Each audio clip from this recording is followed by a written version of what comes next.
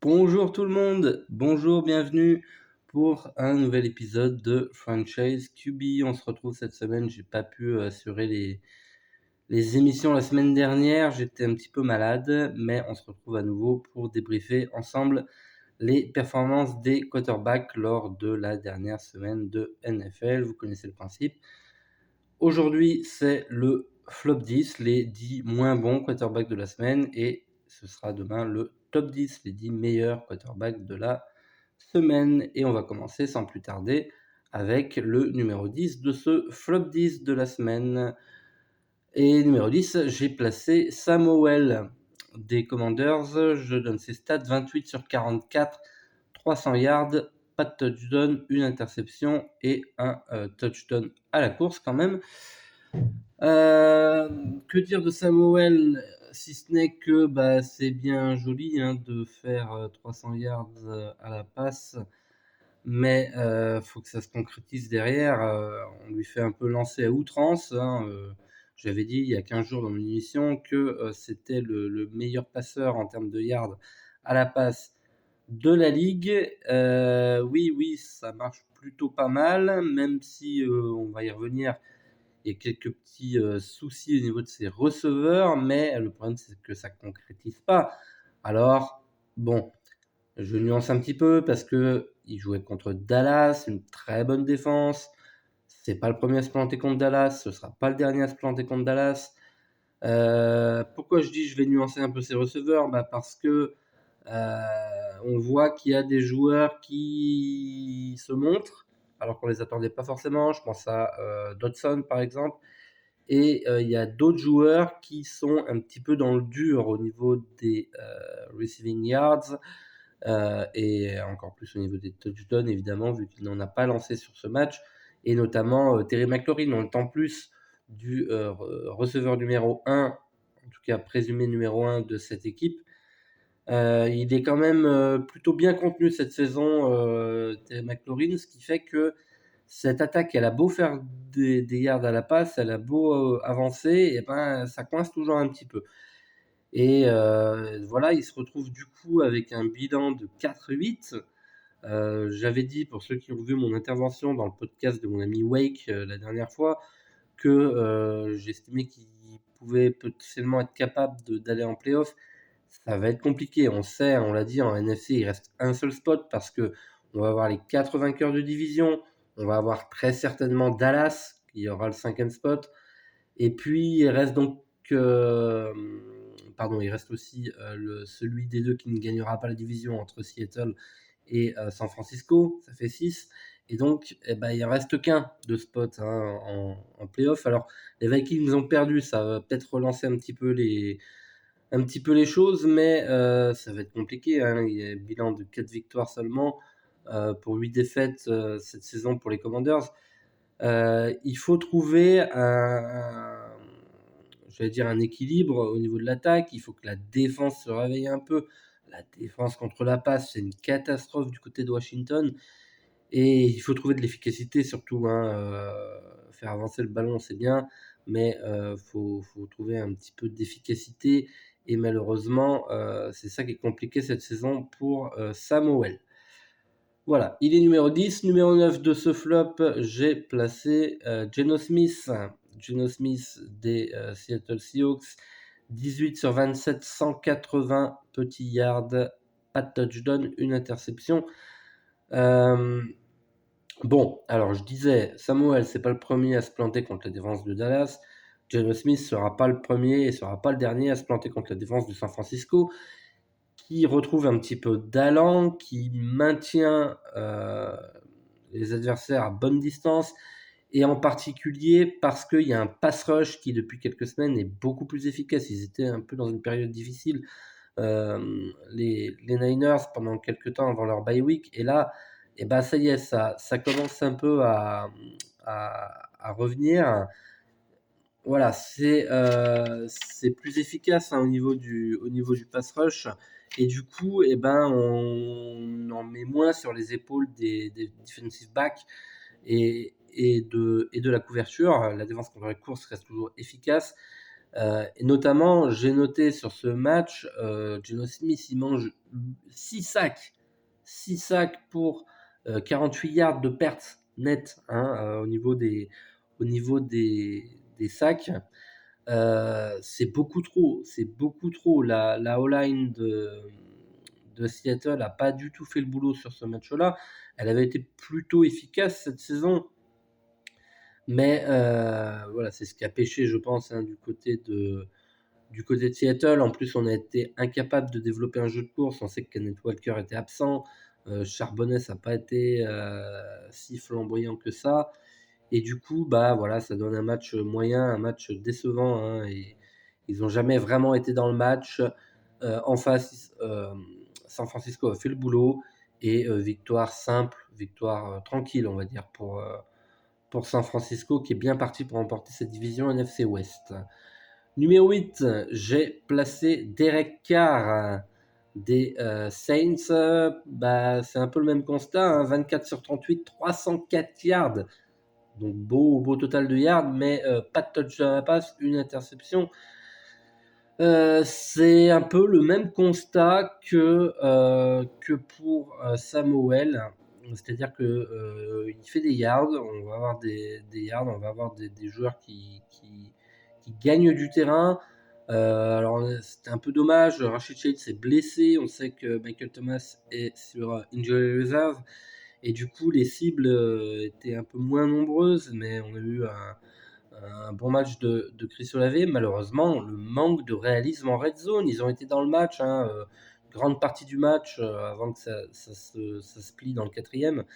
Mais bon, la défense n'a pas été sensationnelle également. D'autant que c'était Atlanta en face. C'était un rival de division qui n'est pas flamboyant du tout, hein. On rappelle qu'ils ont quand même réussi à perdre contre les Cardinals. Ils sont pas flamboyants et pourtant bah, on les a pas sentis inquiétés malgré un jeu à la passe qui n'avançait pas. On va y revenir un peu plus tard. Le jeu de course a fonctionné, la défense des Saints n'a pas été capable de bloquer cette équipe d'Atlanta et du coup bah, quand tu n'es pas capable d'aller en red zone, enfin en tout cas de conclure en red zone, puisque je crois qu'il s'approche quand même plusieurs fois, il marque 5 field goals quand même, donc ça avance, mais ça coince. Voilà, manque de réalisme, c'est toujours un peu la même chose avec les Saints cette saison. Il faut trouver quelque chose, il faut, je pense, se séparer de ce coordinateur offensif qui fait beaucoup de mal à cette attaque. À chaque fois, je dis qu'elle a du potentiel, cette attaque, avec ce corps de receveur-là.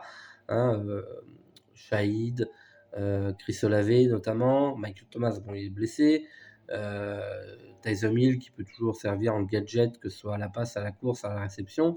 Alvin Kamara qui reçoit également beaucoup de ballons, que ce soit en course ou en passe, mais manque de réalisme. Et quand t'es pas réaliste comme ça, bah voilà, ça donne ce que ça a donné ici. Attention parce que je crois qu'Atlanta est à 3-0 dans la division. Il va pas falloir laisser trop filer parce que cette division que moi j'estimais être quasiment gagnée d'avance, j'avais dit en tout début de saison, rappelez-vous, j'ai dit les Saints, ils sont quasiment favoris de tous leurs matchs de saison. Et oui, parce qu'ils avaient un calendrier assez simple.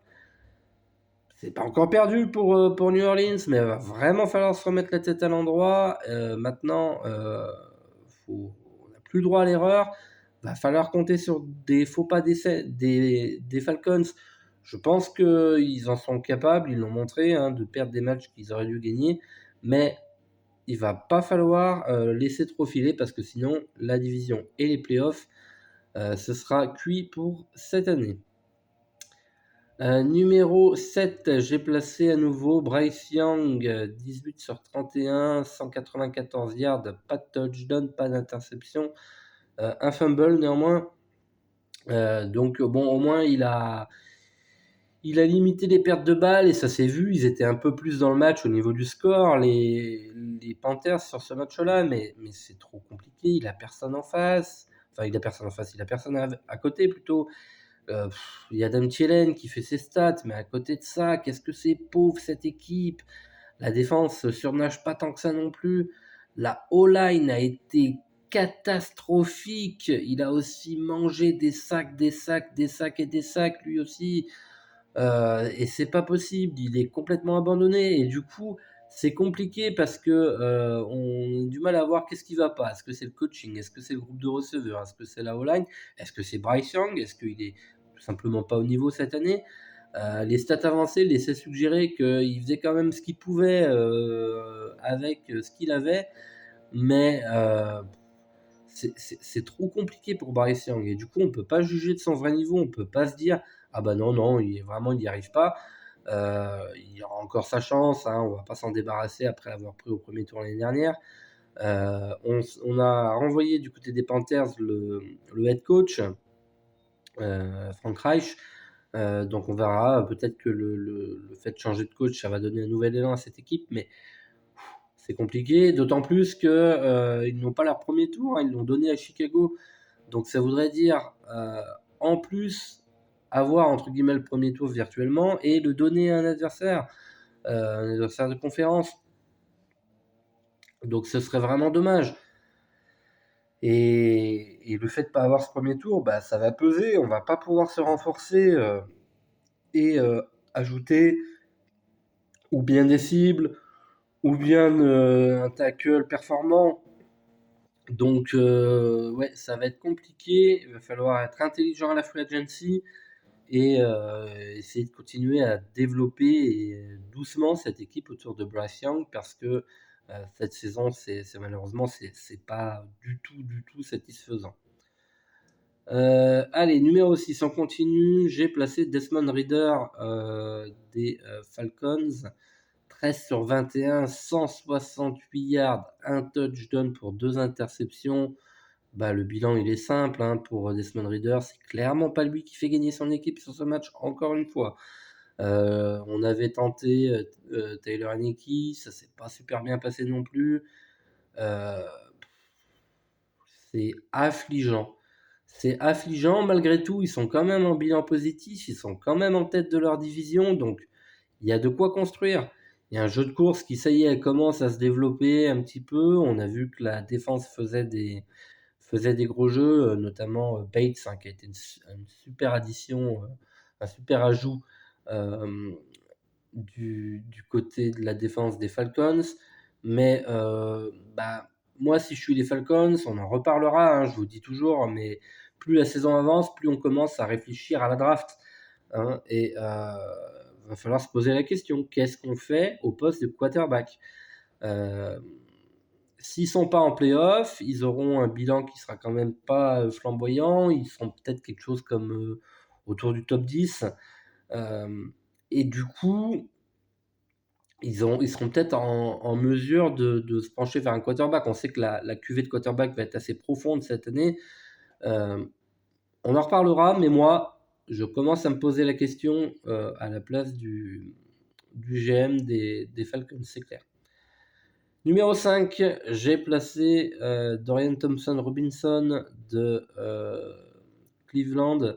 14 sur 29, 134 yards, un touchdown, pas d'interception. Bon, au moins il n'a pas fait de perte de balle, mais c'est vraiment compliqué. C'est vraiment compliqué. Cette année, le jeu à la passe, il marche pas. Alors, et c'était d'ailleurs pareil avec l'autre avant. Euh, Il y a une partie certainement du corps de receveur, il y a une partie du coaching, mais c'est toujours la défense qui va gagner des matchs. Et là, on a vu que quand la défense parvient pas à être exceptionnelle, parce qu'il faut qu'elle soit exceptionnelle dans ces cas-là, et ben ils se font bouffer par les Broncos en l'occurrence.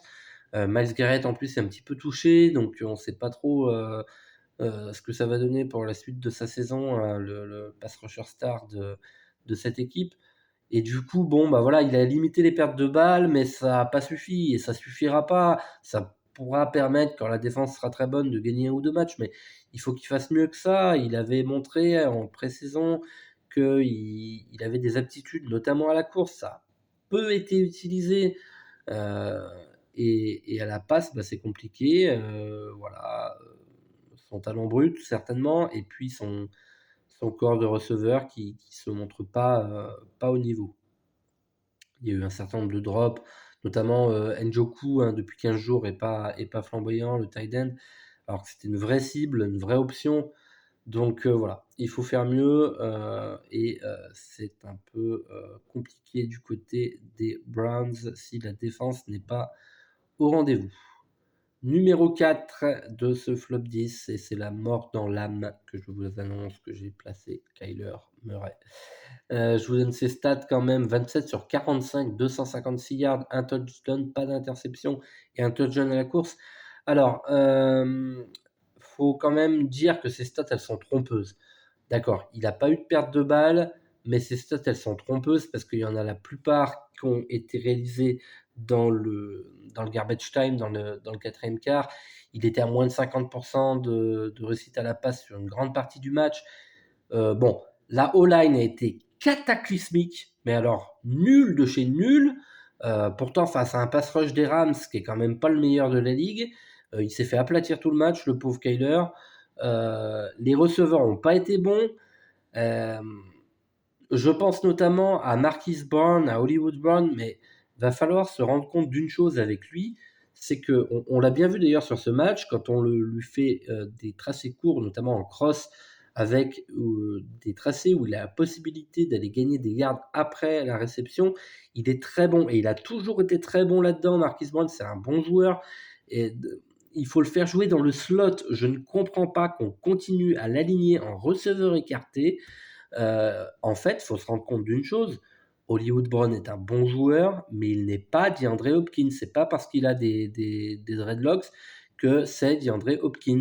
Et on veut le faire jouer comme ça. Il y a une réception, enfin une tentative de passe. On l'a vu je crois que c'est en fin de troisième ou début de quatrième quart, où voilà, c'est une longue passe. On sait que Kyler Murray, il a un gros bras. Et donc on se sert de ça et on lui met un catch contesté, mais ça marche pas. Ça marche pas parce que voilà, il n'a pas ces qualités-là. Moi, j'aimerais voir un petit peu plus utiliser Zach Pascal. On a fait venir Zach Pascal, qui n'est pas le joueur du siècle, mais qui est un joueur physique. On l'avait fait venir notamment en se disant c'est un joueur qui va avoir une bonne capacité sur les blocs. Et ben, en tout cas, c'est un joueur qui est un petit peu plus physique que le corps de receveur à la disposition de Kyler Murray, parce que ce soit Marquise Brown, que ce soit Greg Dortch, qui a marqué un très beau touchdown d'ailleurs, soit dit en passant, que ce soit Rondale et Moore. Ce sont des joueurs qui ont des qualités, mais qui n'ont pas ces qualités de gros receveurs physiques. Et donc le gros bras de Kyler Murray, il faut s'en servir euh, avec des receveurs qui ont fait de la séparation pour aller trouver des jeux, des gros gains, mais sur des receveurs qui ont fait de la séparation. Exemple, le touchdown de Rondale Moore la semaine dernière. Enfin, il y a 2 semaines. Il y a 2 journées en arrière. Voilà, c'est sur ce genre de, de tracé-là que le bras de Kyler Murray va être intéressant. On n'aura pas la Hail Murray qu'on a vu face aux Bills il y a quelques années avec une Hail Mary en toute fin de match et un touchdown somptueux de DeAndre Hopkins. On n'aura pas ça cette année. C'est pas la peine de se leurrer, donc il faut arrêter de faire jouer les joueurs contre nature. J'espère que Michael Wilson va pouvoir revenir un petit peu en forme parce qu'il y avait une vraie connexion qui commençait à s'établir avec Kyler Murray. Mais voilà, on est très limité dans le corps de receveur. Et Kyler Murray, il en pâtit. Et en plus, il n'a pas été bon. Il n'a pas fait des bons lancers. Voilà, il a raté des lancers assez abordables. Utiliser un petit peu plus Trey McBride aussi, qui fait vraiment une bonne saison là depuis la blessure de Zach Ertz, on le voit beaucoup, on l'a encore vu beaucoup. Lui, il a la capacité de se démarquer, d'aller faire des gros gains aussi. Faut l'utiliser un petit peu comme un Travis Kelce du pauvre, si vous voulez. Voilà, donc meilleur play calling, pas jouer contre nature. Kyler doit se remettre un peu la tête à l'endroit parce que là, ça n'a pas été le cas aujourd'hui. Il a très très peu couru. Il a couru, enfin, je ne sais plus, mais je me demande s'il n'a pas une ou deux courses à un moment donné. Et en fait, il n'y a que son touchdown quoi, qui marque à la course parce que c'est la classique. Il le fait souvent, cette espèce de read option où il fait semblant de laisser et où il part. Voilà, ça marche bien, mais il n'a pas couru. Utilise tes capacités. On l'a vu hein, contre Atlanta. C'est ça qui a fait gagner le match en partie. Euh, Petite alerte, il a eu une petite entorse à la cheville, j'espère que ça ira pour lui. Mais voilà, on l'a dit, hein, Kyler Murray, il joue sa place. Alors normalement, on a quand même vu des choses qui laissent supposer que ça devrait aller, que c'est lui qui devrait rester le quarterback l'année prochaine. Mais on sait que les Cardinals vont avoir un top 2, 3, peut-être top 5, pas plus loin, avec leur choix du premier tour. Et quand tu es à cette position-là, bah, tu as envie de te poser la question du quarterback, forcément. Moi, je pense qu'il y a d'autres domaines dans lesquels on pourra se pencher, hein. J'y reviendrai encore une fois dans mon émission draft du mois de décembre. Mais, mais il joue sa place. Donc attention, ce genre de prestation, oui, la O-line a été nulle, oui, le corps de receveur n'a pas été bon, mais Kyler Murray n'a pas été bon non plus. Donc voilà, attention. Euh, Ce sera les Steelers la semaine prochaine, donc une grosse défense. Attention, attention, Kyler Murray va devoir faire beaucoup mieux que ça. Numéro 3, j'ai placé Tim Boyle des Jets, 27 sur 38, 179 yards, un touchdown, 2 interceptions. Bah, c'est cata, hein, comme tous les quarterbacks des Jets cette année. À part le pauvre Aaron Rodgers, évidemment, qui a joué 3 snaps avant de se blesser. Bah, c'est cata à l'image de. Je crois que j'ai jamais vu ça depuis que je suis la NFL. Un pick six sur Hail Mary. C'est-à-dire que la zone n'est pas super bien dessinée. Il y a peu de receveurs dans le coin. On ne sait pas ce qu'ils font, on ne sait pas où ils étaient, mais ils étaient à la pêche, mais ils n'étaient pas là. Et puis derrière, on laisse le défenseur adverse remonter du coup 100 yards, quoi, ou 99 yards pour un pick six en fin de première mi-temps. C'est désastreux.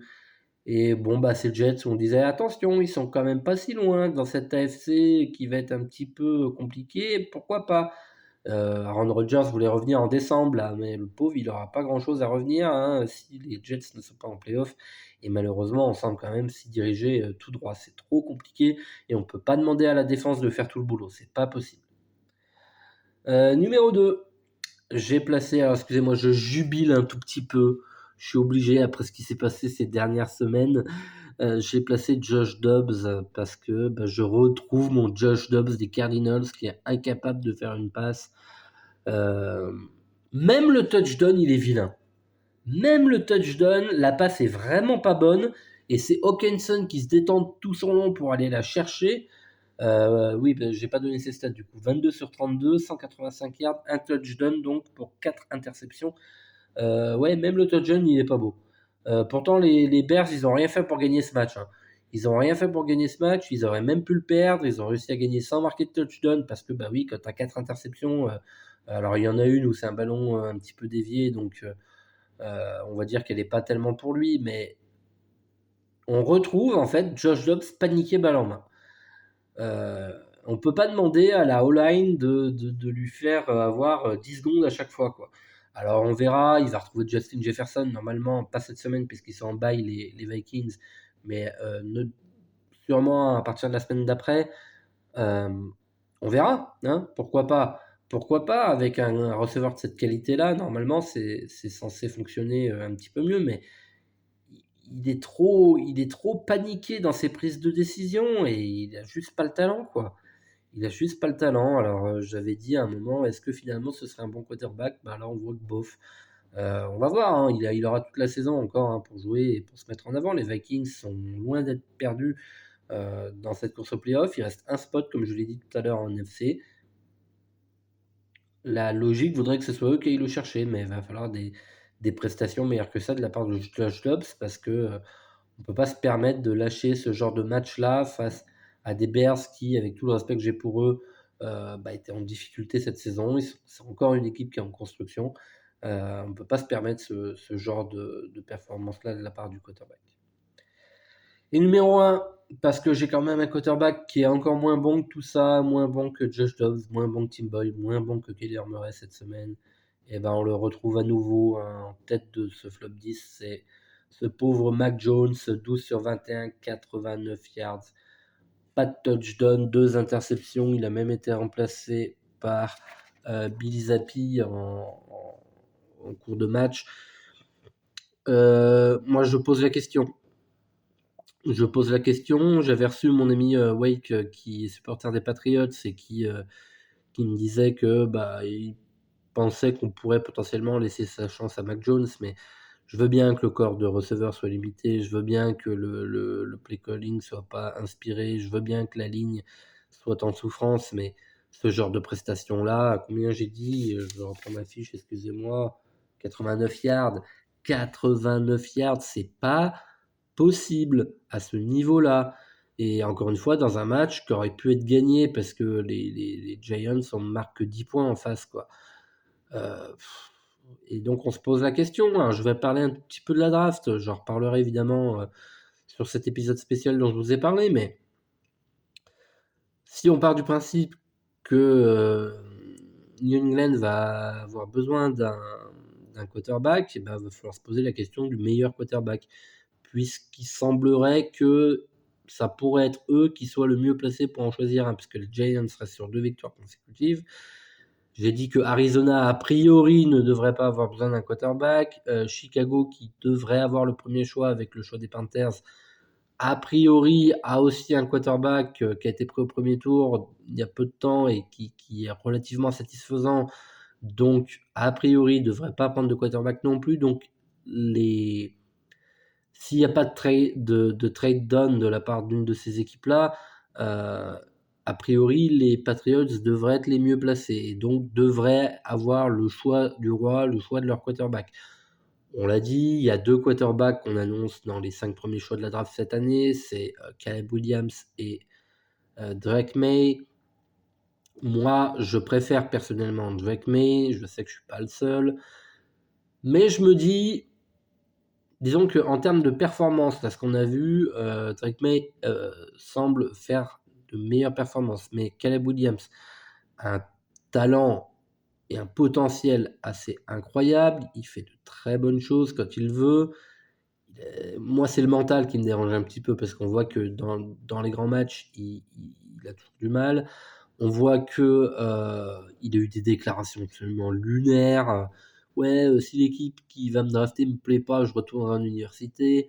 Ouais, mais je veux une partie de l'ownership de la franchise. Enfin, euh, mais alors justement, je me pose la question. Je me dis, il va y avoir la question aussi de qu'est-ce qu'on fait du coach. Est-ce que Bill Belichick est plus ou moins poussé vers la sortie? Je pense pas qu'on le virera, mais peut-être qu'on le laissera démissionner entre guillemets avec les honneurs. Mais avec un Bill Belichick, je me dis que les Patriots, ça pourrait être une bonne situation pour Caleb Williams parce que justement, par rapport à ces histoires de mental là dont je parlais, s'il y a bien un coach qui est capable de vous serrer la vis et de vous remettre un peu la tête à l'endroit, c'est bien Bill Belichick. Donc pourquoi pas, hein. En tout cas, ce sera certainement l'un ou l'autre. On verra, à moins que la saison se décante un petit peu différemment de ce vers quoi on est parti. Mais ça n'a pas l'air d'être le cas. La prestation face aux Colts, c'était calamiteuse. Ils ont eu leur bye week. Après, il y a eu ce match face aux Giants qui, franchement, les Giants étaient en déshérence totale. Ils n'ont pas leur quarterback titulaire. Et malgré tout, on laisse l'équipe, entre guillemets, perdre ce match. Pourquoi? Parce qu'on a Mac Jones qui est incapable de faire quoi que ce soit sur le terrain. Il a eu des moments de grâce, hein, on l'a vu, hein, cette victoire face aux Bills, il a fait quelques bons matchs, mais à un moment donné, c'est plus suffisant, c'est plus suffisant. Et donc je pense que on va se poser la question d'un nouveau quarterback, certainement à la draft, hein, à moins qu'il y ait quelque chose qui se passe en free agency, mais je crois pas trop.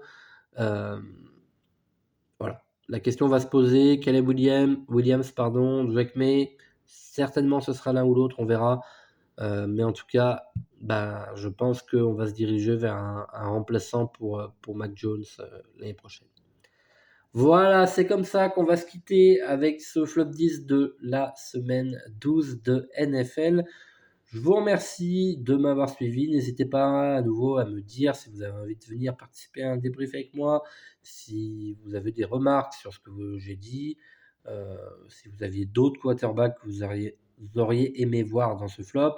Voilà, n'hésitez pas à me dire tout ça en commentaire sur les réseaux. Je rappelle, Quentin Boussari sur Facebook, @qboussari sur X, QBU2SARIE. Sur Discord, pour ceux avec qui j'échange tous les jours sur Discord, n'hésitez pas à me faire vos remarques. et on se retrouve pour notre part demain pour le flop 10 de la semaine. Merci à tous et à demain. Bye bye.